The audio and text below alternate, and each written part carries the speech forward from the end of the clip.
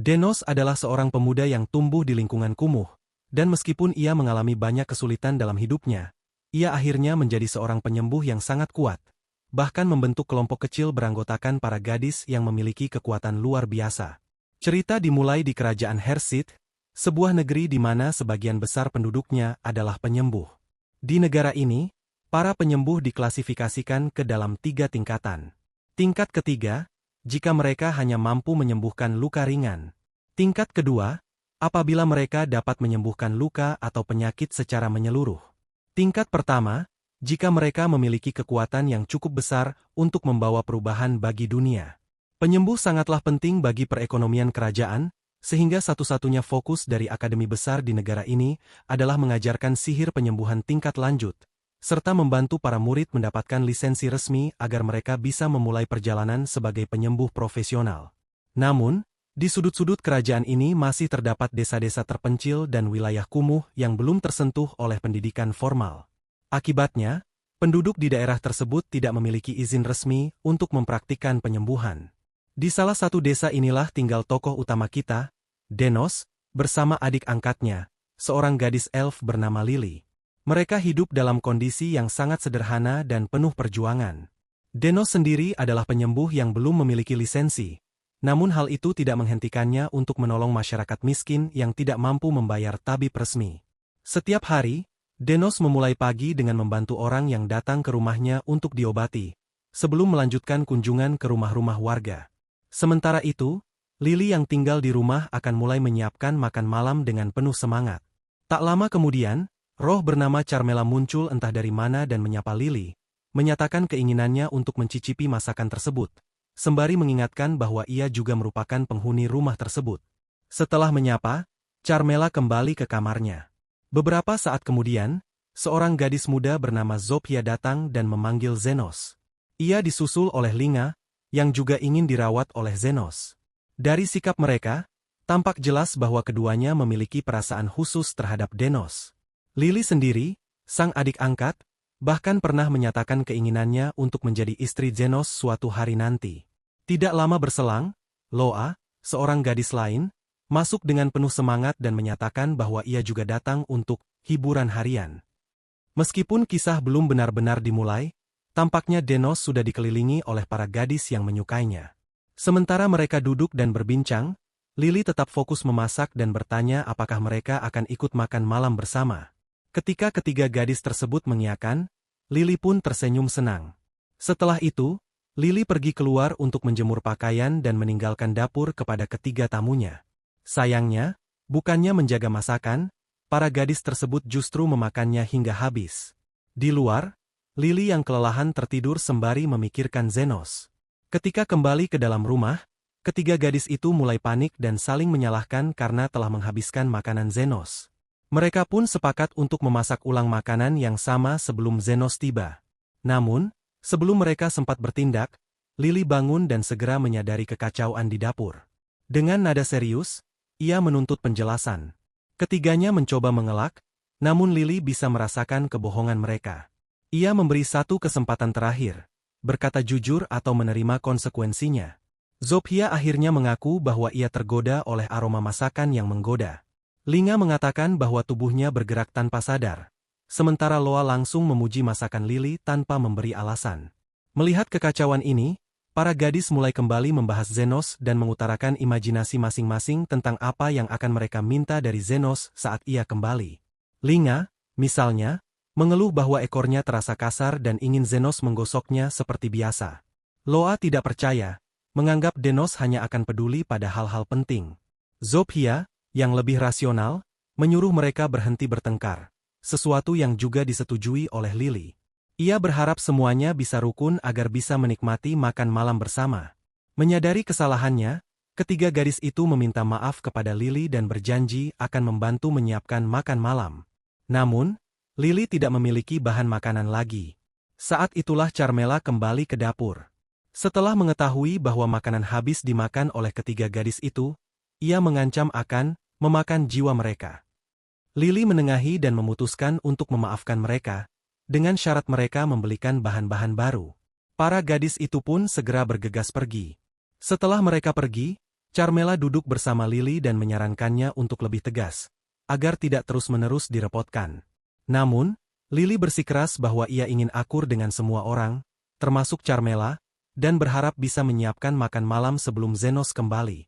Sementara itu, Denos dalam perjalanan pulang melihat seorang gadis buas yang sedang memegangi perutnya dengan kesakitan. Seorang bangsawan tiba-tiba menghentikannya dan menarik rambut gadis itu sambil menghukumnya karena telah melarikan diri dari rumah. Ternyata gadis itu adalah budaknya. Sang bangsawan menyeretnya menuju pemakaman dan menyatakan dengan kasar bahwa seseorang, sekotor, dia hanya pantas dikubur di tempat hina. Ia mendorong dan menendang gadis tersebut ke dalam kuburan. Namun, dari tubuh gadis itu muncul aura gelap yang masuk ke dalam dirinya secara tidak sadar. Saat bangsawan itu terus menyiksanya, aura tersebut memunculkan kekuatan besar dalam diri sang gadis, yang akhirnya melawan dengan cakarnya. Bangsawan itu, tidak berdaya, terpaksa melarikan diri dalam keadaan terluka parah. Tuan Til berusaha melarikan diri ke tempat yang aman dan secara tak sengaja bertemu dengan Zenos di tengah jalan, tanpa mengetahui siapa dirinya. Dalam keadaan panik, ia mengatakan kepada Denos bahwa budaknya telah kehilangan kendali dan menyerangnya. Ia memohon bantuan dari Denos. Sesaat kemudian, Til, gadis buas yang diceritakan, muncul dan hendak menyerang tuannya. Denos memperhatikan aura gelap yang kuat memancar dari tubuh Til, lalu bertanya pada bangsawan tersebut tentang apa yang telah ia lakukan kepada gadis itu. Tuan Til dengan santai mengatakan bahwa ia hanya menyuruh Til bekerja, katanya, bertani. Setelah penjelasan tersebut, ia meminta Denos membawanya ke rumah sakit karena tubuhnya terluka parah. Ia bahkan menawarkan bayaran kepada Denos jika mau menyingkirkan Til. Ketika tuannya menyebutkan hal tersebut, Til kembali hendak menyerang, tetapi Zenos segera menariknya keluar dari jalur serangan. Denos mengamati situasi dan menyesalkan bahwa gadis itu tidak jadi memotong rambut imut tuannya. Ia lalu melempar beberapa batu ke arah Til, namun gadis itu dengan mudah menghindarinya. Tuan Til kemudian memerintahkan Zenos untuk membekukan Til. Namun, Denos menolak perintah tersebut, yang membuat bangsawan itu marah. Ia merasa kelambanan Zenos bisa mengakibatkan kematian seorang bangsawan. Ia sama sekali tidak peduli dengan keselamatan Til, yang ia anggap hanya sebagai budak yang bisa digantikan kapan saja. Menanggapi itu, Denos dengan tenang mengatakan bahwa ia menghargai setiap kehidupan dengan setara, tak peduli status sosialnya. Ucapan ini membuat Tuan Til semakin geram, dan ia mulai mempertanyakan siapa sebenarnya Denos. Dengan percaya diri, Denos mengungkapkan bahwa dirinya adalah seorang penyembuh.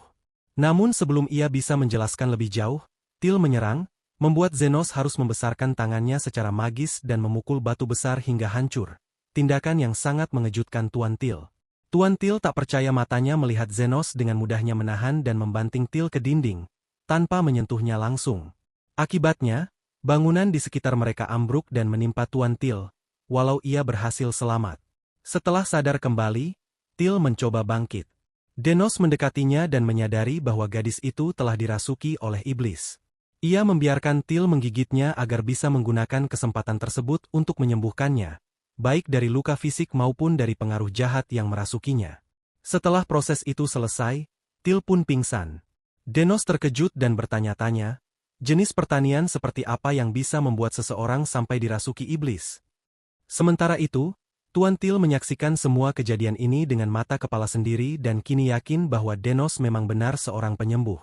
Ia segera memohon kepada Denos untuk menyembuhkan dirinya juga. Namun, Denos menolak dengan sopan, mengatakan bahwa ia sedang tidak bekerja dan menyarankan agar Tuan Til datang kembali keesokan harinya. Tuan Til panik karena ia harus pergi sebelum hari berganti, dan ia pun bersikeras agar Zenos menyembuhkannya saat itu juga. Denos menjawab bahwa ia bersedia melakukannya jika ada bayaran tambahan.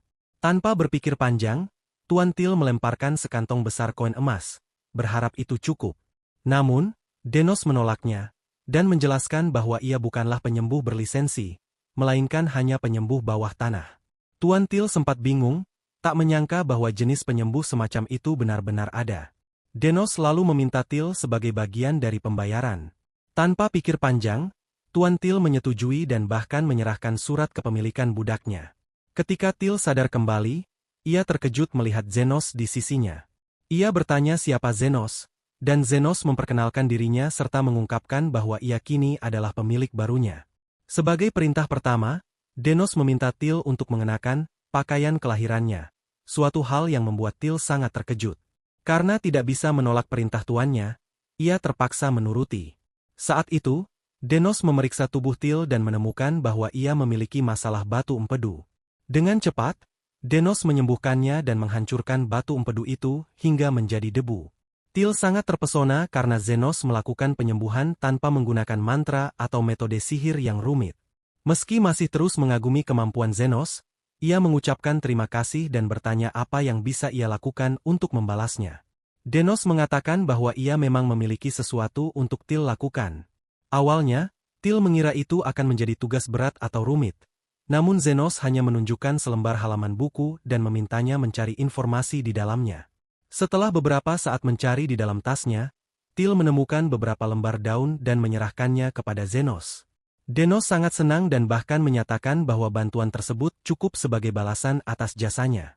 Sebagai bentuk apresiasi, Denos merobek surat perbudakan Til, menyatakan bahwa ia kini adalah wanita bebas. Til, meski gembira, merasa bingung dengan kebebasan barunya. Ia belum tahu apa yang harus ia lakukan ke depan. Namun ia bertekad untuk menemukan jalannya dan berharap suatu hari dapat memberitahu Zenos. Denos, dengan tenang, menyambut niat tersebut dan juga berkata bahwa ia bersedia menyembuhkannya secara cuma-cuma jika Til terluka lagi di masa depan. Malam itu, Denos kembali ke rumah. Ia disambut dengan hangat oleh para gadis yang tampak senang sekali melihatnya kembali. Beberapa dari mereka baru saja pulang setelah membeli buah-buahan dan ikan. Salah satu dari mereka bahkan menggoda Zenos, menduga bahwa ia baru saja bertemu gadis baru. Namun Zenos hanya tersenyum dan tidak menanggapinya serius. Sebelum makan malam dimulai, salah satu dari gadis-gadis itu menawarkan untuk membuat teh hitam, dan Zenos pun tampak bahagia mendengarnya. Denos mengenang masa ketika dirinya masih menjadi anggota Golden Phoenix, sebuah kelompok petualang yang sangat dihormati dan dikenal sebagai salah satu yang terkuat di seluruh kerajaan. Suatu hari, pemimpin kelompok tersebut, Estan, menyampaikan kabar mengejutkan kepada Denos. Ia mengatakan bahwa mereka tidak lagi menginginkan orang biasa dari daerah kumuh seperti Zenos dalam kelompok mereka. Sebagai gantinya, Estan memberinya sejumlah koin emas sebagai bentuk pesangon, sembari mengklaim bahwa Zenos tidak memiliki nilai dan bahwa kelompok mereka akan lebih baik tanpanya. Denos terkejut, sebab ia adalah seorang penyembuh yang telah berkontribusi besar sejak kelompok tersebut pertama kali terbentuk. Namun, Estan hanya menertawakannya dan menyebut Zenos sebagai seorang penyembuh amatir yang belajar sendiri tanpa lisensi resmi, sehingga dianggap tidak berguna. Dengan penuh kekecewaan, Denos mengatakan bahwa ia mengira mereka adalah teman, tetapi Estan justru mengejeknya di hadapan anggota lainnya. Mereka mencemooh Zenos, menyebutnya tak lebih dari perisai hidup yang digunakan demi keselamatan mereka. Estan menyombongkan diri bahwa kini Golden Phoenix telah menjadi kelompok terkuat di kerajaan, bahkan dianggap sebagai selebriti. Ia menyatakan bahwa memiliki anggota dari daerah kumuh akan mencoreng citra kelompok yang dipenuhi para bangsawan dan aristokrat. Koin emas yang diberikan, katanya, sudah lebih dari cukup untuk membuat Zenos pergi dan tutup mulut soal masa lalunya bersama mereka. Denos menyadari bahwa uang tersebut diberikan semata-mata untuk membungkamnya. Ia pun bangkit dan pergi dari tempat itu, hatinya dipenuhi kebingungan dan kesedihan, bertanya-tanya tentang arah hidupnya ke depan. Saat berjalan tanpa tujuan, Denos mendengar suara keributan dan memutuskan untuk menyelidikinya. Ternyata, seorang pria dan wanita tengah mencoba menangkap seorang gadis budak dari ras elf untuk dijual kepada bangsawan. Gadis itu mencoba melawan dan melarikan diri, hingga salah satu dari mereka menembakkan anak panah ke kakinya.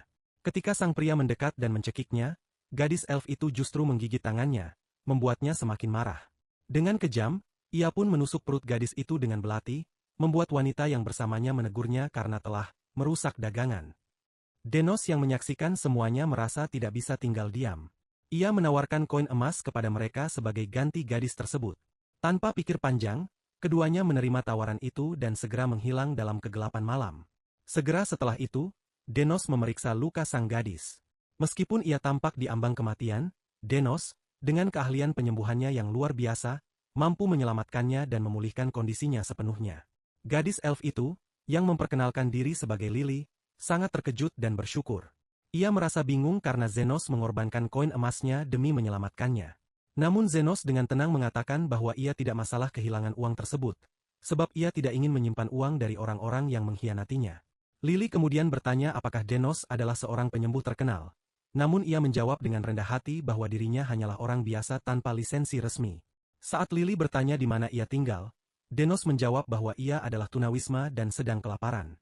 Denos kemudian membawa Lily ke sebuah kedai kecil. Ia memberinya pakaian yang layak dan makanan hangat. Lily makan dengan lahap, sementara Denos menolak tawarannya untuk makan, beralasan bahwa ia tidak lapar. Padahal sebenarnya ia tidak memiliki cukup uang untuk membeli makanan. Ketika Denos tengah berpikir tentang bagaimana ia bisa mendapatkan pekerjaan, seorang manusia kadal masuk ke kedai untuk meminta air. Ia tampak terluka, dengan darah menetes dari lengannya. Denos segera mendekatinya, memeriksa lukanya, dan mengatakan bahwa itu hanyalah luka ringan. Manusia kadal itu sempat meremehkannya, namun Zenos tanpa banyak bicara melantunkan mantra penyembuhan dan menyembuhkan luka tersebut sepenuhnya. Terkejut namun senang, manusia kadal itu memberi Zenos sejumlah uang sebagai tanda terima kasih sebelum pergi. Denos merasa bingung karena ini adalah pertama kalinya ia dibayar atas keahliannya. Lily pun mengatakan bahwa itu adalah hal yang wajar. Penyembuh memang biasa mengenakan biaya. Mendengar itu, Denos memutuskan untuk hidup dari kemampuannya dan mulai merencanakan membuka klinik sendiri.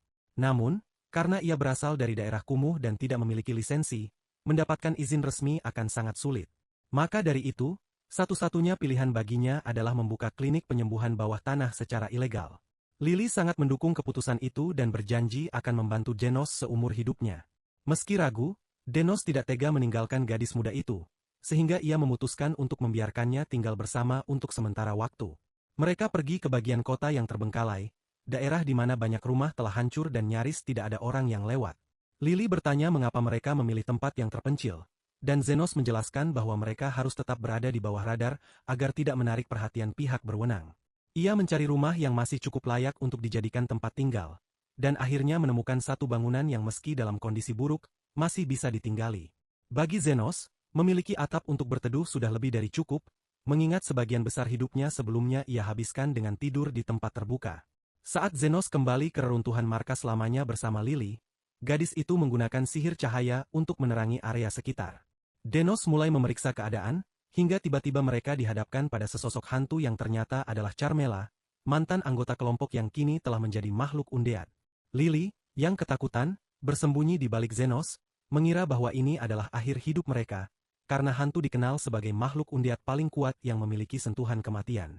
Carmela tersenyum melihat daging segar masuk ke wilayah kekuasaannya, lalu segera menyerang. Namun, Denos dengan tenang melepaskan sihir penyembuhan yang justru membuat salah satu lengan Carmela lenyap. Hantu itu terkejut melihat ada manusia yang mampu melawan. Lily menatap Denos dengan takjub dan bertanya bagaimana mungkin ia bisa menyerang hantu. Denos, tampak bingung, hanya menjawab bahwa ia tidak melihat hal tersebut sebagai masalah karena ia sudah terbiasa melawan ratusan makhluk seperti itu. Ternyata, selama berada di kelompok Golden Phoenix, pemimpin mereka kerap mengirim Zenos ke ruang bawah tanah yang penuh dengan hantu hanya untuk hiburan. Di sanalah Denos menemukan bahwa sihir penyembuhan justru sangat efektif melawan makhluk undead.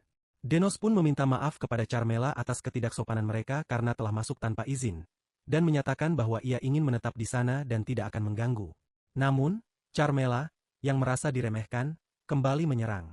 Denos berhasil menahan serangannya dengan mudah. Geram karena tak pernah ada manusia yang menantangnya sebelumnya, Carmela memanggil pasukan kecil Wright untuk menghadapi Zenos. Tetapi, dengan sihir penyembuhan tingkat tinggi, ia mengalahkan seluruh pasukan tersebut dalam sekejap, menyisakan Carmela seorang diri. Denos kembali meminta maaf dan bertanya apakah ia boleh menggunakan satu ruangan untuk membuka klinik. Menyadari bahwa Denos bukanlah manusia biasa, Carmela setuju untuk berbagi tempat dengannya, namun memperingatkan bahwa lantai 2 adalah wilayah pribadinya. Setelah itu, ia pun menghilang. Beberapa hari berlalu dan tempat tersebut perlahan mulai berubah menjadi klinik. Saat mereka tengah menyelesaikan beberapa penyesuaian terakhir, Lily bertanya apakah mereka perlu beriklan. Namun Zenos yakin bahwa mereka tidak perlu melakukan apa-apa. Benar saja, tak lama kemudian, pintu terbuka dan manusia kadal yang pernah ditolong Zenos masuk kembali. Kali ini bersama saudara perempuannya. Wanita itu menunjukkan lengannya yang terluka dan bertanya apakah Zenos bisa mengobatinya. Denos segera mengenali bahwa luka tersebut berasal dari peluru racun sihir dan infeksi telah menyebar sepenuhnya. Ia pun menyarankan amputasi karena lengannya sudah tidak bisa diselamatkan. Wanita itu bertanya mengenai biayanya, dan Zenos menyebut harga 100.000 koin emas. Zhan, si manusia kadal, terkejut dan marah karena harga tersebut jauh melebihi tarif standar. Namun wanita itu, yang ternyata adalah Zofia, pemimpin klan kadal, menenangkannya. Ia sadar bahwa Denos mengetahui identitasnya dan mencoba memanfaatkan situasi. Padahal, sebenarnya Denos hanya pernah mendengar nama Zofia sebagai salah satu tokoh yang dikenal mencuri dari orang kaya dan membantu kaum miskin. Zofia meminta Denos menjelaskan kenapa tarifnya begitu tinggi. Dengan tenang, Denos mengatakan bahwa dia tidak hanya akan mengamputasi, tapi juga akan menumbuhkan lengan baru. Zofia terkejut dan mempertanyakan maksudnya. Denos menjawab bahwa ia akan mengganti lengannya dengan yang baru sepenuhnya. Zofia, yang penasaran, setuju dan memberikan persetujuan untuk prosedurnya. Denos kemudian mengamputasi lengan Zofia menggunakan alat bedah khusus dan menumbuhkan lengan baru dengan sihir penyembuhannya.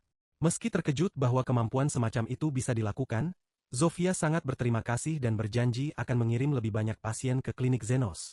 Beberapa hari kemudian, setelah merawat beberapa pasien, Denos duduk minum teh bersama Lily dan Carmela.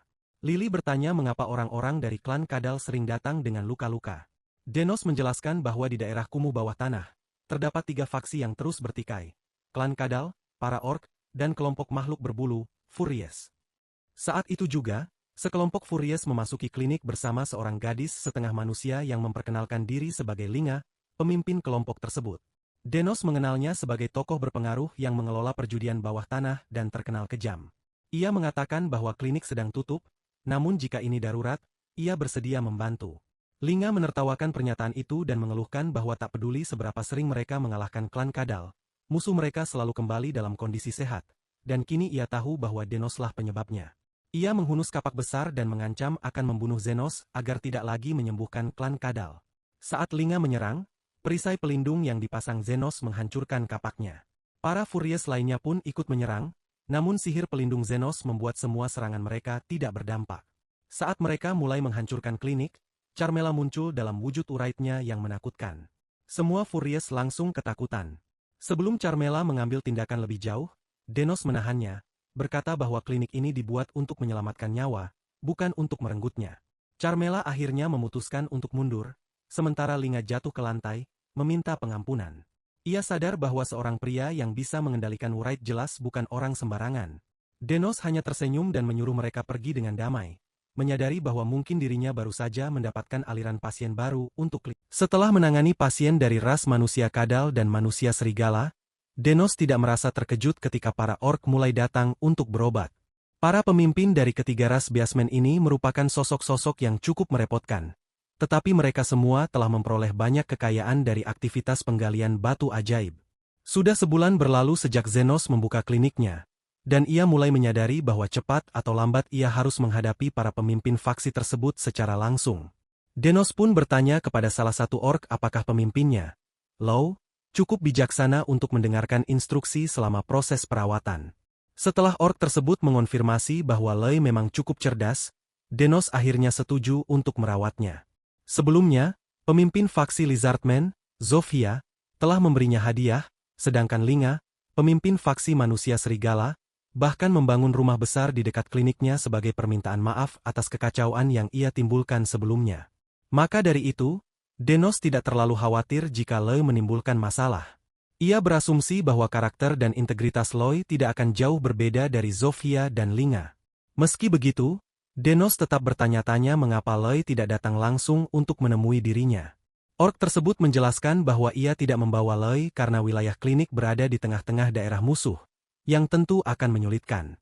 Denos pun menanyakan kondisi Lei, dan ketika mengetahui bahwa Lei tidak dapat berjalan, ia segera berangkat untuk menanganinya secara langsung.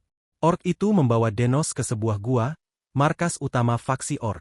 Mereka menempuh jalan setapak hingga tiba di ruang tahta, tempat Lei dan para bawahannya telah menunggu.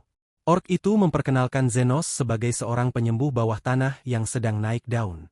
Lei tidak menyia-nyiakan kesempatan untuk menyampaikan bahwa ia telah mendengar banyak tentang Zenos, terutama karena jasanya dalam merawat orang-orang dari kawasan kumuh Dimas.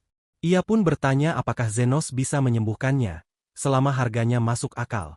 Denos menjawab dengan tegas bahwa ia sudah lelah bekerja tanpa bayaran. Lei kemudian bertanya apakah Denos tahu alasan mengapa dirinya tidak dapat bangkit dari tahtanya. Denos menganggapnya sebagai tantangan dan segera menggunakan kemampuan scan untuk memeriksa tubuh Loi. Meski secara fisik Loi tampak sehat, hasil pemeriksaan menunjukkan adanya benjolan di perutnya yang memancarkan energi magis. Denos menduga bahwa benjolan itu adalah batu ajaib, bukan tumor. Dugaan tersebut dikonfirmasi oleh Loi, yang mengungkapkan bahwa batu ajaib di dalam tubuhnya sangat tidak stabil dan dapat meledak kapan saja. Denos pun bertanya apakah ada seseorang yang dengan sengaja memasukkan batu tersebut ke makanannya. Namun Loi, dengan malu-malu, mengaku bahwa ia telah secara keliru mengira batu ajaib tersebut sebagai bola nasi dan menelannya begitu saja. Awalnya, Denos mengira Loi hanya bercanda dan berniat menyia-nyiakan waktunya. Ia pun menolak membantu. Namun Loi menjadi serius dan memohon kepada Denos agar mempertimbangkan kembali. Ia mengaku telah menggigit sebagian batu tersebut, dan meyakini bahwa tidak banyak waktu tersisa. Yang lebih mengkhawatirkan, para bawahannya bersikeras untuk tetap berada di sisinya bahkan jika itu berarti mereka ikut mati bersamanya. Sebagai bukti ketulusannya, Loi memberikan Zenos kunci seluruh hartanya, sebagai imbalan atas usahanya menyelamatkan dirinya dan para pengikutnya. Denos akhirnya setuju, dan dengan segera memanggil pisau bedahnya untuk memulai operasi. Dalam sekejap, ia berhasil mengeluarkan batu ajaib dari dalam perut Loi, lalu menyegelnya dengan sihir penyembuhan tingkat tinggi. Loi sangat kagum dengan kemampuan Zenos, tetapi belum sempat merayakan, batu ajaib tersebut mulai menunjukkan tanda-tanda akan meledak. Namun alih-alih membuangnya, Denos justru meraihnya dengan tangan kosong. Ketika batu itu meledak, tidak satu goresan pun mengenai dirinya berkat sihir pelindung khusus yang ia gunakan. Dengan tugas yang telah selesai, Denos mengembalikan kunci kekayaan tersebut. Ia menjelaskan bahwa ia hanya menuntut imbalan yang setimpal dengan upaya yang telah ia lakukan. Loi kembali terkesima dengan etika kerja Zenos dan menyatakan bahwa ia bersedia menyediakan penjagaan keamanan 24 jam di klinik Zenos. Dengan semangat baru, ia mengajak Zenos makan bola nasi bersamanya. Tetapi Zenos dengan sopan menolak, mengingat kejadian sebelumnya. Malam harinya, Denos pulang ke rumah dan mendapati Lily yang cemburu. Ia menyampaikan kekhawatirannya terkait kunjungan Zofia, Linga, dan kini Loi yang tampaknya semakin sering datang.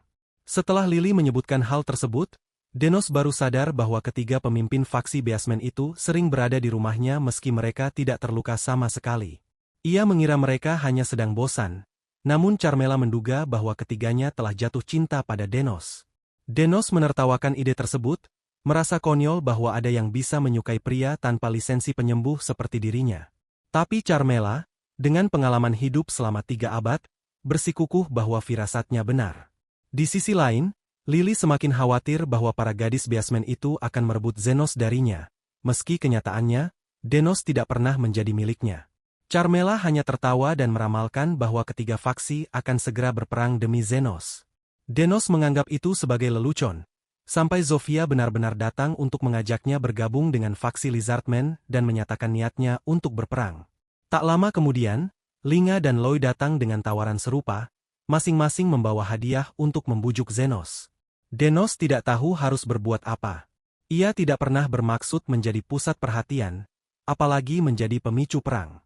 Tapi kini, banyak nyawa tak bersalah yang terancam hanya karena kehadirannya. Keesokan paginya, ketiga faksi benar-benar berkumpul di medan perang. Masing-masing pemimpin yakin bahwa mereka akan keluar sebagai pemenang. Sebelum pertempuran dimulai, Denos datang bersama Lily. Namun, alih-alih menghentikan pertarungan, ia justru menyatakan bahwa ia memahami dendam lama di antara ketiga faksi. Maka, ia membiarkan mereka bertarung sampai puas. Keputusan Zenos mengejutkan semua pihak. Tetapi ketiga pemimpin menyetujui pertempuran penuh. Mereka sepakat bahwa pemenangnya akan mendapatkan harta suci milik Zenos, meski Zenos sendiri tidak tahu apa maksudnya. Pertarungan pun dimulai. Zofia langsung menyerang Linga dengan senjatanya. Loi mencoba menyelinap dari belakang, tapi Zofia sigap menghindar dan justru melemparkan Loi ke arah Linga. Linga lalu membalas dengan kapaknya, dan Loi menyerang dari udara. Ketika ketiganya saling terjebak, mereka beralih menyerang pasukan masing-masing, menyebabkan perang besar pecah. Namun pada akhirnya, tidak ada pihak yang menang. Yang terjadi hanyalah kerugian besar dan kehilangan anggota tanpa alasan jelas. Perang panjang ini tampaknya tidak akan berakhir dalam waktu dekat. Sementara itu, Denos hanya duduk menyaksikan segalanya dari kejauhan. Tanpa mereka sadari, Denos sudah memikirkan semuanya. Ia tahu mereka memang ingin bertarung, dan membiarkan mereka menyalurkan kemarahannya mungkin adalah satu-satunya cara agar mereka bisa berdamai, setidaknya untuk sementara. Mereka tiba-tiba menyadari sesuatu yang mengejutkan. Semua luka mereka sembuh dalam sekejap. Lo, yang lebih peka terhadap keadaan sekitarnya, segera menyuarakan kekhawatirannya. Ia mempertanyakan bagaimana mungkin tidak ada satupun dari mereka yang terluka parah, atau bahkan tewas dalam pertarungan seberat itu. Setelah menyelidiki lebih lanjut, mereka mengetahui bahwa Denoslah yang selama ini diam-diam menggunakan kekuatannya untuk menyembuhkan mereka. Mereka semua menoleh ke arah Denos. Dengan tenang, ia mengakui hal tersebut. Denos mengingatkan mereka bahwa mereka semua adalah pasiennya. Sebagai seorang dokter di daerah kumuh, ia menganggap adalah tugasnya untuk merawat dan menyembuhkan mereka. Namun, ia juga menjelaskan bahwa ia tidak akan menghentikan pertarungan. Mereka boleh terus bertarung hingga lelah, dan ia akan terus menyembuhkan hingga kekuatannya habis. Ketiganya saling berpandangan. Mereka mulai mempertanyakan tujuan dari semua pertarungan itu. Apa gunanya jika mereka tidak bisa benar-benar terluka atau mati? Perlahan-lahan, mereka menyadari bahwa pertarungan ini sia-sia. Anehnya, hal itu baru mereka sadari saat ini. Mereka kemudian memutuskan bahwa pertarungan hari itu sudah cukup. Mereka bersatu, sebagai para demi-human yang tinggal di daerah kumuh. Meski begitu, ada satu hal yang tetap menjadi perdebatan. Siapa di antara mereka yang akan berakhir bersama Zenos? Untuk hal ini, tidak ada yang mau menyerah. Lily memandangi Zenos dengan ekspresi bingung, seolah merasa pria itu kurang peka. Ia bertanya apakah Denos tahu apa yang sedang dibicarakan para gadis. Dengan tulus, Denos menjawab bahwa ia tidak tahu. Ia mengira dirinya hanya menyukai mereka sebagai teman dan ingin memastikan mereka tetap hidup, bukan karena cinta, melainkan karena mereka adalah pasiennya. Denos kemudian mengingat ucapan mentornya, bahwa ada 3 kelas penyembuh. Kelas ketiga hanya menyembuhkan luka. Kelas kedua menyembuhkan pasien secara menyeluruh. Sementara kelas pertama, yang paling mulia, adalah mereka yang berusaha membuat dunia menjadi tempat yang lebih baik. Denos menganggap dirinya termasuk dalam kelas ketiga, hanya sekadar menyembuhkan luka. Namun, karena ia berada di daerah kumuh, ia ingin menjadikannya tempat yang lebih layak untuk ditinggali. Lily masih ragu bahwa Denos benar-benar tidak menyukai gadis-gadis itu. Namun, secara logika, keberadaan mereka yang sering terluka justru menguntungkan klinik. Selama mereka bertarung, mereka akan terus datang untuk disembuhkan. Pada akhirnya, Lily memutuskan untuk jujur pada dirinya sendiri dan mengakui perasaannya pada Denos. Ia menyatakan bahwa ia menyukainya. Denos menjawab dengan lembut, mengatakan bahwa ia juga menyayangi Lily, namun lebih seperti seorang kakak kepada adiknya. Mereka pun menutup percakapan itu dengan saling memahami. Hari itu, mereka menerima pembayaran dan pulang. Sementara itu, di istana kerajaan, Komandan Kesatria mulai merasa khawatir. Ia memanggil wakilnya, Krishna, yang dikenal dengan julukan Mawar Besi. Ia mengatakan bahwa ia mendengar desas-desus bahwa para demi-human tidak lagi bertarung. Krishna tidak mempercayainya. Menurutnya, pertarungan antar demi-human adalah bagian penting dari stabilitas negara. Selama mereka sibuk bertarung, mereka tidak akan punya waktu atau energi untuk memberontak atau mengganggu para bangsawan. Komandan memberitahunya bahwa ada campur tangan seorang manusia dalam perdamaian ini. Jika itu benar, Krishna diperintahkan untuk menyelidiki dan membunuh manusia tersebut agar tatanan negara tetap berjalan sebagaimana mestinya. Sementara itu, di klinik, 3 wanita, Zofia, Lo, dan Lily, berdiri di belakang Zenos dengan sikap protektif. Bahkan ketika Denos bersin, mereka bereaksi berlebihan. Zofia menawarkan ekornya untuk menghiburnya, sementara Lo secara impulsif menawarkan dadanya. Di sisi lain, Lily merasa tidak punya apapun untuk ditawarkan. Ia merasa tidak memiliki ekor, ataupun tubuh yang menarik. Ia mulai merasa rendah diri.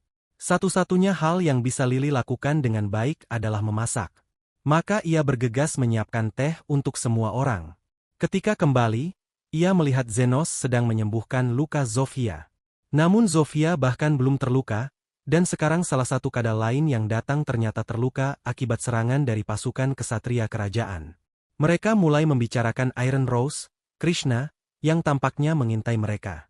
Denos, meninggalkan percakapan itu, meminta makan malam. Lily mulai berpikir apa yang harus dimasak, tetapi para wanita lain justru menyebutkan permintaan mereka masing-masing. Lily, sedikit kesal, mengatakan bahwa ia tidak bertanya pada mereka. Mereka pun terdiam dan menatapnya dengan heran. Setelah makan malam disiapkan dan dinikmati bersama, Carmela, salah satu dari ketiga kepala wilayah kumuh, mengungkapkan bahwa Denos adalah satu-satunya yang mampu menyatukan mereka. Namun, ia merasa ada sesuatu yang buruk akan segera terjadi. Ia lalu terbang ke pondoknya, merasa bahwa tempat ini sudah tidak lagi aman. Kekhawatiran Carmela terbukti benar. Esok harinya, Krishna tiba di wilayah kumuh. Ia merasa heran melihat betapa damainya tempat itu. Ia berpura-pura tersesat dan bertanya kepada salah satu kadal apakah benar ini adalah wilayah kumuh. Kadal itu menjawab bahwa semua orang di sana belajar untuk hidup berdampingan karena mereka menyadari satu sama lain bukanlah musuh. Krishna berusaha mencari tahu siapa penengah dari perubahan ini, tetapi si kadal menolak menjawab. Saat Krishna mencoba menyerangnya, kadal itu tetap teguh. Ia bersedia mati demi melindungi orang yang telah menyelamatkan mereka. Ia menyatakan kesetiaannya pada Denos. Zofia datang bersama kadal lain. Saat melihat mereka, Krishna segera melarikan diri. Ia ingat pernah melukai Zofia, dan kini melihatnya sembuh total membuatnya takut. Ia sadar bahwa penengah ini sangat kuat dan dapat menjadi ancaman bagi kerajaan. Krishna akhirnya keluar dari wilayah kumuh, namun mendapati dirinya berada di tempat asing. Ia melihat rumah Denos dan masuk, berpura-pura untuk menanyakan arah jalan. Tepat saat itu, Lily keluar membawa teh dan mengira Krishna adalah pasien. Ia bertanya apakah Krishna memerlukan pengobatan. Namun Krishna menyadari bahwa pria yang berdiri di hadapannya adalah penengah yang dicari. Ia segera mengeluarkan senjatanya dan menembak Denos. Asap hijau mengepul di udara, dan nampan teh terlepas dari tangan Lily. Dengan panik dan penuh air mata, Lily berlari ke arah Zenos, memohon agar kakaknya tidak mati. Lily bergegas mencoba menyelamatkan Zenos, namun ia juga tidak mampu memasuki area yang dipenuhi gas beracun. Sementara itu, Krishna telah mengambil kesimpulan setelah melihat Lily, gadis peri yang bersama Zenos. Ia mengira bahwa Denos adalah pedagang manusia yang selama ini ia buru, pelaku penculikan anak-anak di seluruh penjuru kerajaan. Namun, Lily segera meluruskan kesalahpahaman tersebut. Ia menjelaskan bahwa Denos justru telah menyelamatkannya dari kelompok perdagangan manusia. Krishna pun meminta maaf atas tindakannya yang terburu-buru, mengakui bahwa ia telah dikuasai emosi sehingga menembakkan senjatanya ke arah Zenos. Ia menenangkan Lily dengan mengatakan bahwa gas tersebut tidak mematikan, sehingga Denos seharusnya tidak akan terluka parah. Namun begitu gas tersebut menghilang, ternyata Denos sama sekali tidak terluka. Hal ini membuat Krishna heran, karena ia tidak mengerti bagaimana Denos bisa tetap utuh tanpa cedera. Denos menjelaskan bahwa ia menggunakan sihir pertahanan untuk melindungi dirinya, namun Krishna merasa tidak yakin. Menurutnya, tidak pernah ada kasus di mana sihir pertahanan mampu menahan senjata sihir miliknya. Meski begitu, Denos tetap bersikeras bahwa ia hanya menggunakan sihir pertahanan dasar. Krishna pun mendekat, memastikan bahwa Denos benar-benar tidak mengalami luka, lalu bertanya apakah Zenos adalah penyihir hebat yang dikenal di seluruh negeri. Denos menjawab bahwa ia bukan siapa-siapa. Namun Krishna bukanlah orang yang mudah dibohongi. Ia mengungkapkan identitasnya sebagai wakil komandan Ordo Ksatria Kerajaan dan meminta Denos untuk jujur demi menghindari masalah lebih lanjut. Sementara itu, Carmela diam-diam mengamati semuanya dari tempat persembunyiannya, menikmati bagaimana pertemuan ini berlangsung begitu menarik. Denos pun mulai bersikap lebih serius. Dari Krishna, ia mengetahui bahwa wanita tersebut datang ke daerah kumuh dalam misi rahasia untuk mencari seseorang yang harus ditahan.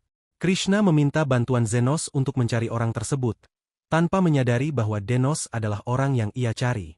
Krishna tidak mengungkapkan identitas targetnya secara jelas, tetapi tetap memaksa Zenos untuk membantu, dengan dalih bahwa hal tersebut adalah kewajiban seorang warga negara yang baik terhadap Ordo Ksatria. Denos pun terpaksa menyetujui. Namun, saat ia mengetahui bahwa Krishna datang untuk menangkap sang mediator, orang yang selama ini berupaya mendamaikan konflik antar faksi, Denos sangat terkejut hingga menyemburkan tehnya. Krishna dengan sungguh-sungguh percaya bahwa sang mediator adalah pelayan iblis yang memanipulasi orang dari balik bayang-bayang. Denos berusaha menenangkan Krishna agar tidak memandang segala sesuatu dari sudut pandang ekstrim, dan menyarankan agar sang mediator dibiarkan saja. Ia meyakinkan bahwa itu adalah keputusan yang paling bijaksana. Krishna mulai mencurigai Denos karena tampaknya ia mengenal mediator tersebut. Namun, Denos cepat-cepat mencari alasan dan berhasil menyelamatkan dirinya untuk sementara. Krishna dan komandannya sangat yakin bahwa sang mediator merupakan ancaman bagi kerajaan karena ia memiliki kemampuan menyatukan faksi-faksi yang selama ini berseteru. Namun, Lily justru angkat bicara untuk membela mediator. Ia mengatakan bahwa mungkin mediator hanya ingin menolong orang-orang dengan niat baik, meskipun memang meminta bayaran atas jasanya. Sebelum Krishna sempat mencurigainya, Lily buru-buru menegaskan bahwa ia tidak mengenal mediator tersebut. Denos kemudian menunjukkan bahwa waktu hampir tengah malam dan menyarankan Krishna agar kembali ke kota. Ia menawarkan diri untuk menunjukkan jalan. Krishna bertanya apakah Denos sedang mencoba mengusirnya. Dan memang demikian, tetapi Zenos berdalih bahwa ia hanya ingin Krishna fokus pada misi pentingnya. Krishna akhirnya pergi, namun saat ia turun ke lantai bawah, ia melihat sebuah ranjang yang tampaknya digunakan untuk merawat pasien. Denos harus mencari alasan dan mengatakan bahwa kebetulan ia memiliki ranjang tambahan di rumahnya. Namun Krishna memutuskan untuk tetap tinggal, dengan alasan bahwa lokasi ini sangat strategis untuk penyelidikannya. Ia berjanji akan membayar sewa, dan Zenos, yang tidak ingin menimbulkan masalah, terpaksa menerimanya dan membiarkan Krishna tinggal di kliniknya. Lily tampak tidak senang dengan keputusan ini. Untuk menunjukkan bahwa dirinya adalah satu-satunya wanita dalam hati Zenos, ia duduk di pangkuan Zenos tepat di depan Krishna dan membelai kepalanya. Denos sendiri bingung dengan sikap Lily yang tiba-tiba berubah ini. Carmela, yang masih menyembunyikan keberadaannya dari Krishna, membisikkan penjelasan kepada Denos, bahwa Lily bersikap seperti itu karena cemburu. Tak ada yang bertanya, namun Carmela tetap memberikan penjelasan panjang lebar, mengatakan bahwa Lily tidak akan membiarkan wanita cantik seperti Krishna tinggal di rumah yang sama dengan Zenos. Denos merasa Carmela terlalu melebih-lebihkan seperti biasa. Lily terus menunjukkan perhatian berlebih kepada Denos, meniup tehnya, menyisir rambutnya, hingga memberinya buah. Namun baik Denos maupun Krishna tidak menunjukkan reaksi, membuat Lily akhirnya menggunakan senjata rahasia yang diajarkan Carmela. Ia memegang wajah Zenos dan dengan berani menyatakan bahwa ia tidak akan membiarkannya tidur malam ini. Beberapa menit kemudian, justru Lily yang tertidur lebih dulu. Denos menidurkannya dengan lembut, lalu kembali ke ruang bersama tempat Krishna sedang menunggunya. Krishna bertanya apakah Denos mengenal orang-orang yang menculik Lily. Denos menjawab tidak. Namun Krishna tetap yakin bahwa daerah kumuh merupakan pusat aktivitas perdagangan anak. Ia menjelaskan bahwa inilah alasan ia menembak Denos sebelumnya. Ia kembali meminta maaf karena telah mengambil kesimpulan secara gegabah. Dengan sedikit nada membanggakan diri, Krishna mengatakan bahwa meskipun ia adalah wakil komandan yang sempurna dari Ordo Ksatria Kerajaan, ia tetaplah manusia yang bisa membuat kesalahan. Ia lalu berganti topik, menanyakan apakah seorang penyembuh tingkat tinggi benar-benar dapat meregenerasi lengan sepenuhnya, sebagaimana penyihir utama mampu melindungi diri dengan sihir pertahanan. Denos mencoba menjelaskan bahwa dirinya bukan penyihir utama, tetapi perhatian Krishna tertuju pada penyembuh yang dimaksud. Tanpa memberi kesempatan Zenos untuk menjawab, Krishna menyimpulkan sendiri bahwa hanya sedikit penyembuh rahasia tingkat tinggi yang mampu melakukan hal tersebut. Ia heran bagaimana penyembuh sekuat itu bisa berada di wilayah kumuh, dan mengapa ia mau menyembuhkan lengan Zofia. Denos bertanya bagaimana Krishna mengetahui hal ini, dan Krishna pun mengaku bahwa ia sendiri yang melukai Zofia. Secara teknis, hal ini membuatnya menjadi musuh Denos, karena Zofia adalah teman baiknya. Denos masih belum mengerti mengapa Krishna begitu memusuhi daerah kumuh. Krishna pun mengungkapkan bahwa ibunya adalah seorang wanita baik hati yang sering datang ke daerah ini untuk memberi makan orang-orang kelaparan. Namun, suatu hari, ibunya dibunuh oleh seseorang dari wilayah ini. Saat Krishna masih kecil, tim investigasi memberitahunya bahwa ibunya dibunuh oleh sekelompok perampok yang menginginkan cincin pernikahannya. Sejak hari itu, Krishna bersumpah untuk menjadi seorang pahlawan yang tak terkalahkan. Seseorang yang mampu menegakkan keadilan bagi mereka yang tertindas, dan menghukum para penjahat, terutama mereka yang berasal dari daerah kumuh. Ia ingin memastikan tak ada anak lain yang kehilangan ibunya, seperti dirinya dulu. Pagi menjelang ketika Krishna menyelesaikan ceritanya dan bersiap meninggalkan klinik Denos.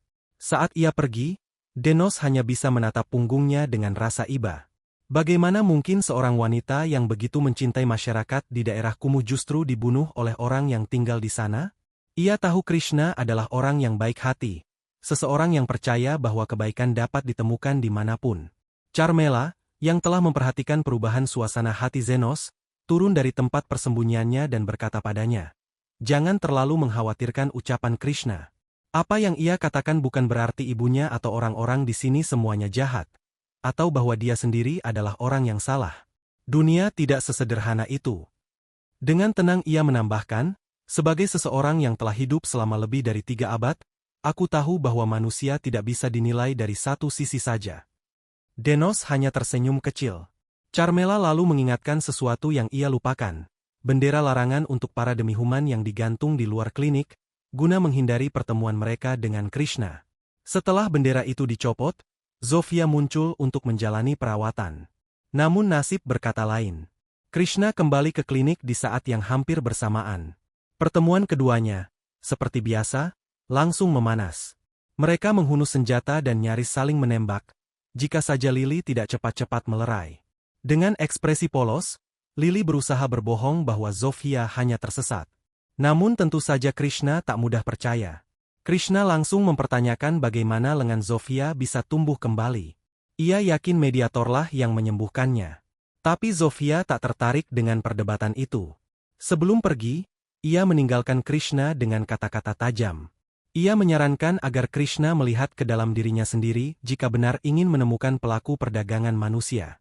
Zofia mengungkapkan bahwa dalangnya adalah seorang bangsawan, bukan warga miskin dari daerah kumuh. Krishna menolak keras. Ia percaya bahwa bangsawan adalah orang baik, dan kaum miskinlah yang jahat. Ketika Zofia menyebut nama Kalindor, Krishna menolaknya mentah-mentah. Kemarahan Zofia pun meledak. Ia menegaskan bahwa kemiskinan bukanlah akar kejahatan, dan meminta Krishna untuk mengubah pola pikirnya. Situasi semakin menegang, hingga Denos angkat bicara. Ia mengaku sebagai mediator, namun juga mengingatkan bahwa ia bukan seperti bayangan yang Krishna miliki tentang sosok itu. Krishna kecewa, terutama setelah mengetahui bahwa Denos berpihak pada para demi-human. Ia pun pergi dengan hati yang marah, namun tak pulang ke markas. Sebaliknya, ia menuju kediaman Kalindor. Dengan dalih ingin memastikan keamanan Kalindor, Krishna meminta untuk melihat sistem keamanannya. Semuanya tampak baik di permukaan, hingga Krishna pura-pura hendak ke kamar kecil dan menyelinap menjelajah kediaman bangsawan itu. Ia menemukan sebuah sumur dan tanpa ragu melompat ke dalamnya. Di dasar sumur itulah ia melihat kenyataan yang mengguncang hatinya. Beberapa anak muda diikat dan dibelenggu. Meski mata mereka tertutup, mereka mengenali suara Krishna dan merasa sedikit tenang. Namun sebelum ia sempat bertindak, Kalindor muncul dan menembaknya. Terjatuh di lantai, Krishna hanya bisa menatap anak-anak itu sambil merasakan darahnya mengalir. Ia ingat ibunya. Kata-kata ibunya terngiang kembali, bahwa mungkin ia tak akan bisa menjadi pahlawan. Kalindor mendekat dan mencemoohnya. Ia bertanya, "Mengapa kau harus ikut campur? Mengapa repot-repot mencari tahu kehidupan orang lain?" Dengan pongah, ia menyatakan bahwa sebagai bangsawan, Krishna tak memiliki hak untuk menyelidikinya. Saat Krishna merasa ajal sudah dekat, penyelamatnya tiba. Zofia dan Zenos muncul dari kegelapan. Kalindor langsung menembak Zenos, tetapi tembakannya tak membuahkan hasil. Denos mendekat dengan langkah mantap meski peluru terus melesat ke arahnya. Saat akhirnya berada di depan Kalindor, ia merebut senjatanya, menghantamnya, dan membuat Kalindor tersungkur. Dengan suara berat, Denos berkata, "Minta maaf." Tapi Kalindor bingung, kepada siapa? Ia berlutut, memohon-mohon agar tak dibunuh. Dengan putus asa ia minta maaf pada Krishna, hanya agar nyawanya selamat. Denos menembaknya, tapi tak membunuhnya. Sambil terbaring, Krishna memohon pada Denos untuk menyelamatkan anak-anak. Tapi Zenos hanya berkata, "Lakukan sendiri." Ia menyembuhkannya, dan Krishna terdiam melihat siapa sebenarnya pria di hadapannya. "Aku bukan pahlawan," lirih Krishna. Namun Zenos menoleh pada anak-anak yang kini menatap Krishna dengan penuh harapan. "Mungkin menurutmu bukan. Tapi bagi mereka, kaulah pahlawan itu." Anak-anak itu memeluknya. Untuk pertama kalinya dalam waktu yang sangat lama, Krishna tersenyum. Senyum canggung, tetapi tulus. Zofia menepuk bahunya. Tak ada pahlawan yang sempurna. Tapi yang terpenting, kau siap menyelamatkan mereka. Gollum raksasa mengamuk di wilayah kumuh, menghancurkan segala sesuatu yang dilaluinya sementara para penduduk berlarian menyelamatkan diri. Dennos datang ke lokasi tersebut untuk menyaksikan Gollum secara langsung, dan Carmela turut serta mendampinginya. Ia mengungkapkan bahwa keberadaan senjata kuno semacam itu di jalanan kawasan kumuh sangatlah mencurigakan. Mereka pun bertanya-tanya bagaimana mungkin senjata semacam itu bisa berada di sana. Tak lama kemudian, ketiga pemimpin geng tiba di lokasi, dan Zenos merasa lega melihat mereka dalam keadaan selamat. Ketiga gadis itu meyakinkannya bahwa mereka tidak terluka, meskipun para anggota mereka mengalami luka serius akibat serangan monster tersebut. Mereka lalu menanyakan kepada Dennos mengenai makhluk raksasa itu, sebab mereka belum pernah melihat sesuatu yang serupa. Dennos menjelaskan bahwa makhluk tersebut adalah bentuk kehidupan buatan yang diciptakan melalui teknologi sihir yang seharusnya telah lama punah. Elve, salah satu dari mereka, menyampaikan bahwa seorang ork bawahannya melaporkan asal kemunculan Gollum yang berasal dari kedalaman wilayah kumuh. Dennos pun mulai menduga bahwa organisasi bawah tanah mungkin terlibat dalam peristiwa ini. Ia lalu memutuskan bahwa menyelamatkan dan merawat para korban luka menjadi prioritas utama. Ia meminta ketiga pemimpin geng tersebut untuk mengumpulkan semua yang terluka di satu tempat. Dennos juga bersumpah bahwa siapapun dalang dari kehancuran ini akan menanggung akibatnya. Sementara itu, dari kejauhan, sosok misterius yang mengirim Gollum menyaksikan kehancuran yang terjadi. Dialah Guy, seorang pembunuh bayaran yang dikenal sebagai pemandu. Ia menerima tugas ini setelah didekati oleh Estan yang menginginkan balas dendam. Guy tidak meminta bayaran besar karena lebih tertarik pada motif Estan dibandingkan uangnya. Setelah mengetahui bahwa tujuan Estan hanyalah untuk melampiaskan dendam kepada Dennos dan orang-orang di sekitarnya, Guy hanya tertawa. Baginya, itu sudah cukup untuk memuaskan sisi gelapnya.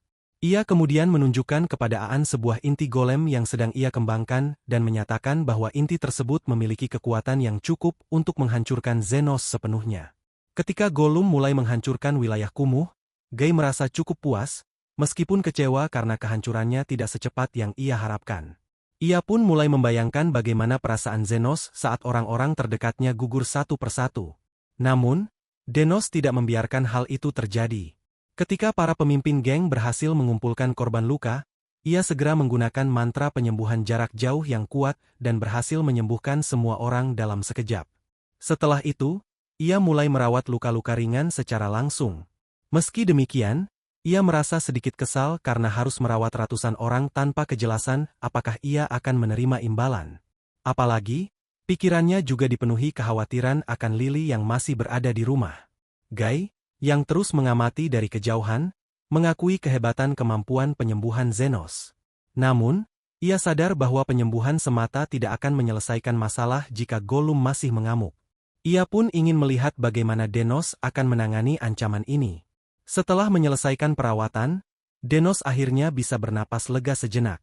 Ia menatap Gollum yang masih mengamuk dan bertanya-tanya apakah makhluk itu akan pergi jika sudah kelelahan. Carmela menjelaskan bahwa hal itu mustahil terjadi, karena Golem hanya akan berhenti setelah menyelesaikan perintah yang diberikan padanya. Ia meyakini bahwa perintah Golem tersebut adalah untuk menghancurkan kawasan kumuh. Wajah Zenos langsung berubah serius mendengar hal itu. Carmela pun menambahkan bahwa di zaman ini, menciptakan Golem seharusnya tidak mungkin. Batu sihir berkualitas tinggi yang diperlukan untuk membuat inti Golem hanya ditemukan di benua selatan, yang dulunya merupakan wilayah kekuasaan Raja-Raja Iblis, dan sumber daya tersebut diakini telah lama habis. Selain itu, pengetahuan mengenai ilmu hitam pun telah lama hilang, begitu pula dengan bahan-bahan langka yang dibutuhkan.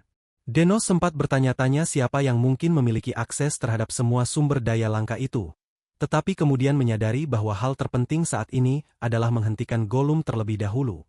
Ketika Carmela memperingatkannya akan bahaya yang mengintai, ketiga gadis pemimpin geng menyatakan kesediaannya untuk ikut bertarung. Mereka tidak bisa membiarkan rumah mereka dihancurkan begitu saja. Dennos kemudian bertanya pada Carmela bagaimana cara mengalahkan Golem. Carmela menjelaskan bahwa satu-satunya cara adalah dengan menghancurkan inti Golem, karena jika tidak, makhluk itu akan terus beregenerasi. Namun, Denos agak keberatan karena ia berniat menjual inti tersebut. Meskipun begitu, ia tetap memimpin para gadis ke hadapan Gollum dan menyuruh mereka menyerangnya sekuat tenaga. Ia meningkatkan kemampuan mereka melalui sihir buff, membuat kekuatan dan kecepatan mereka meningkat drastis. Dengan satu pukulan, kaki Gollum berhasil dipatahkan hingga makhluk itu roboh. Sayangnya, Gollum segera memperbaiki dirinya dan melancarkan serangan balik ke arah Linga. Beruntung, Denos sigap melindunginya dan langsung menyembuhkan luka-lukanya, membuatnya seakan tidak pernah terluka. Denos sendiri cukup kesulitan, sebab ia sudah lama tidak bertempur secara langsung. Namun seiring berjalannya waktu, ia mulai terbiasa kembali. Ia berusaha menjaga jarak ideal agar sihirnya tetap efektif bagi para gadis, sambil terus bergantian menggunakan mantra pertahanan dan penyembuhan sesuai kebutuhan. Para gadis terus menyerang dan merusak tubuh golem, sementara Denos menyadari bahwa proses regenerasi makhluk itu membutuhkan waktu. Ia segera memerintahkan mereka untuk mematahkan kedua kaki golem, yang membuat monster itu kembali terjatuh. Namun, mereka terlambat menyadari bahwa masih ada seorang gadis kecil di wilayah tersebut yang belum sempat dievakuasi, dan Gollum terjatuh tepat ke arahnya. Denos panik. Ia tidak dapat melihat gadis itu dengan jelas untuk melindunginya dengan sihir, sehingga ia bergegas mendekat dengan harapan dapat menyelamatkannya tepat waktu. Sayangnya, ia tidak berhasil menjangkaunya sebelum Gollum jatuh.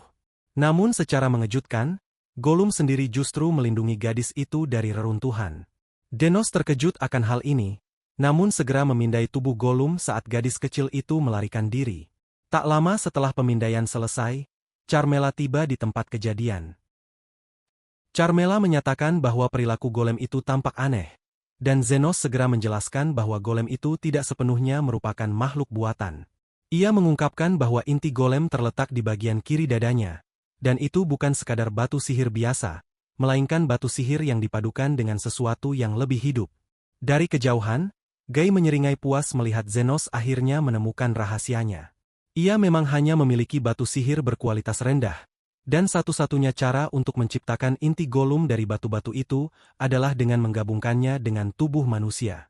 Meski metode ini membuat Gollum sulit dikendalikan, Guy menganggap bahwa Aan, yang dikuasai oleh emosi negatif, akan menjadi inang yang sempurna, mudah dikendalikan, mudah dimanipulasi. Ia membujuk Aan yang berambut merah bahwa batu sihir itu akan membantunya membalas dendam, lalu menyatukannya dengan batu tersebut untuk menciptakan inti Gollum. Kini, Guy hanya ingin tahu apakah Zenos cukup tega membunuh teman lamanya demi menyelamatkan kawasan kumuh. Namun, Denos telah memutuskan bahwa ia sendiri yang akan menyelesaikan pertarungan ini. Ia menyuruh para gadis demi Human untuk mundur, karena ini bukan lagi pertarungan mereka. Mereka menuruti perintahnya, dan Carmela pun undur diri karena matahari mulai terbit. Kini hanya tersisa Denos dan golem raksasa di tempat itu. Ia yakin bahwa Aan, teman lamanya, berada di dalam sana. Meski sulit dipercaya bahwa seseorang seperti Aan rela menyelamatkan seorang anak kecil, Denos mengingat kembali masa lalu. Ia tahu bahwa alasan Aan terobsesi pada uang adalah karena saudara perempuannya meninggal dunia akibat penyakit, karena mereka tak mampu membayar biaya pengobatan. Mungkin, pikir Zenos, anak perempuan itu mengingatkannya pada adik yang telah tiada. Namun semua itu tak lagi relevan. Denos menciptakan pedang dari mana dan langsung menebas kedua lengan golem itu hingga hancur. Saat makhluk itu meraung, Denos menyerangnya kembali dan menebas dadanya dengan kekuatan penuh, memperlihatkan Aan yang terperangkap di dalamnya.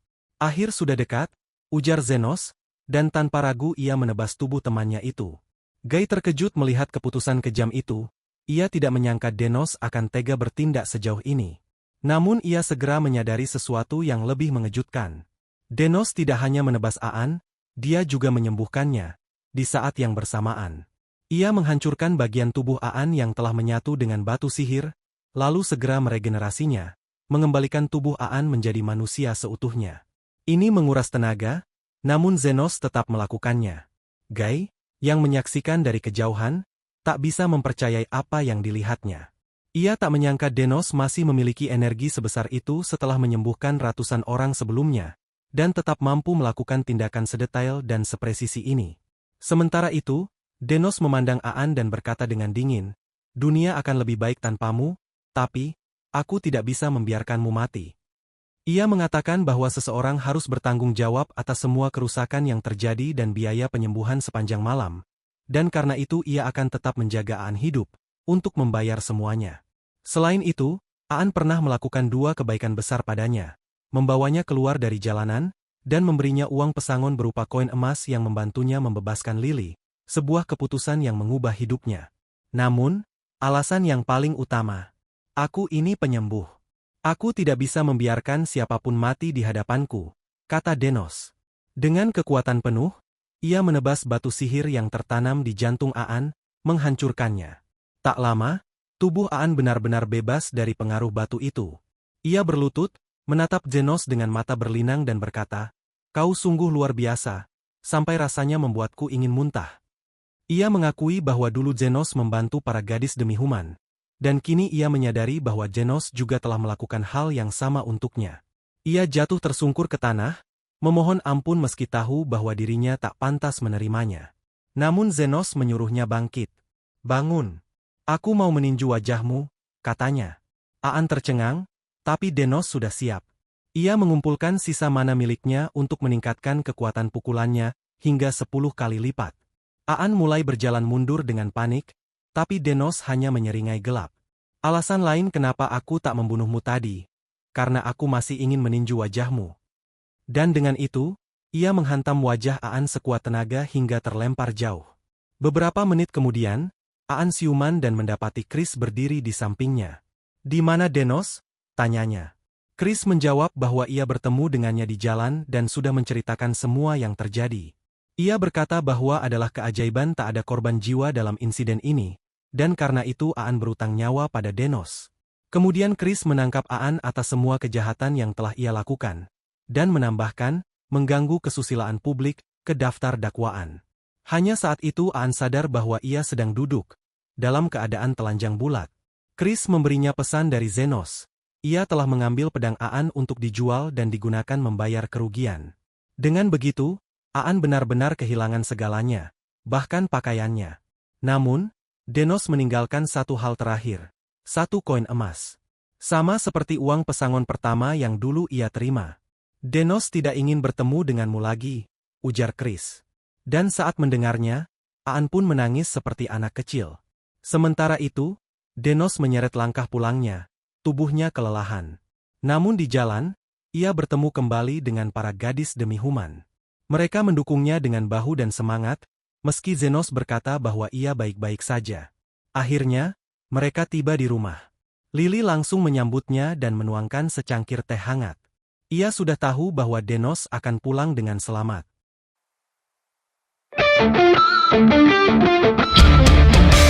Aroma minyak wangimu membuat gemetar bulu romaku. Ayu parasmu memang ting-ting seperti garis bling-bling.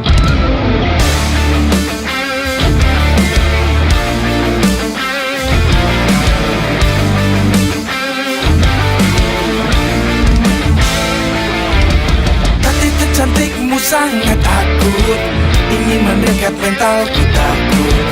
Kepoimu cairmu like a Blackpink, memang kau wanita ting-ting. Sambalado pake jahe, kamu sarangnya.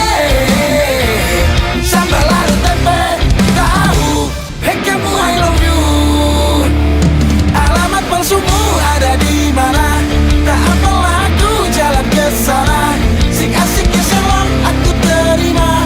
Jangan jadi kau sampai menyesalinya. Alamat palsumu ada di mana? Tak apalah aku jalan ke sana. Sik-asik selong aku terima. Jangan jadi kau sampai menyesalinya.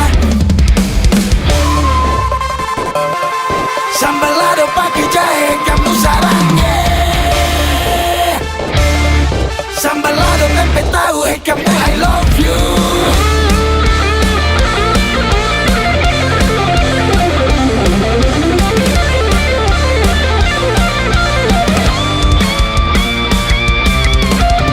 Cantikmu sangat akut, ingin mendekat mentalku takut.